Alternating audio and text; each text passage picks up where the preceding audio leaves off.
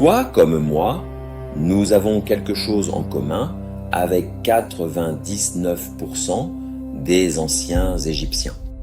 Nous ne savons pas lire les hiéroglyphes, et eux non plus. Les hiéroglyphes étaient une écriture visible pour tous sur les murs des temples, mais compréhensible seulement par une élite minuscule.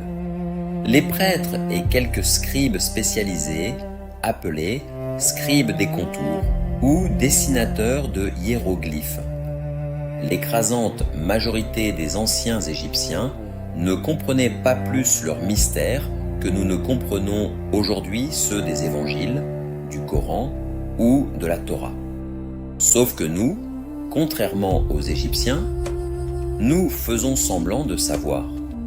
Au IIIe siècle, le théologien d'Alexandrie Origène expliquait que les écrits sacrés possèdent 3 dimensions, exactement comme l'être humain.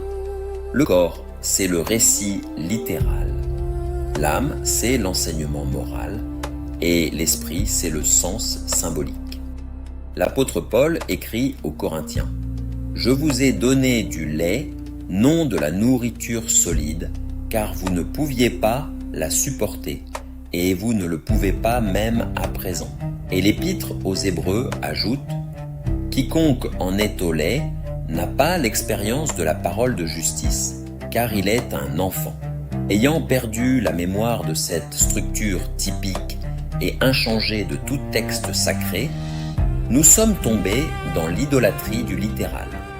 Notre problème est que les enfants qui vivent encore du lait se proclament maîtres des valeurs universelles et se prétendent la main de Dieu sur la terre.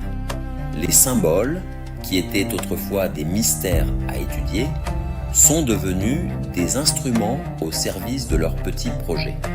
Ainsi, au-delà du seul point commun que nous avons avec 99% des anciens Égyptiens, nous sommes en réalité très différents d'eux. Leur temple était conçu pour éveiller l'émerveillement, pas pour tout expliquer. Ils n'exigeaient pas des réponses claires et des certitudes. Ils ne mangeaient pas la viande spirituelle sans avoir les dents pour la mâcher. Ils ne confondaient pas « je ne comprends pas » et « ce n'est pas vrai ». Pourquoi ?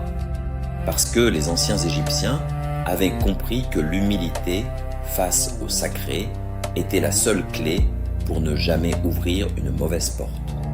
C'est pour cela que l'Égypte gardait le mystère à distance du profane. On pensait qu'ils étaient élitistes, mais ils étaient sages.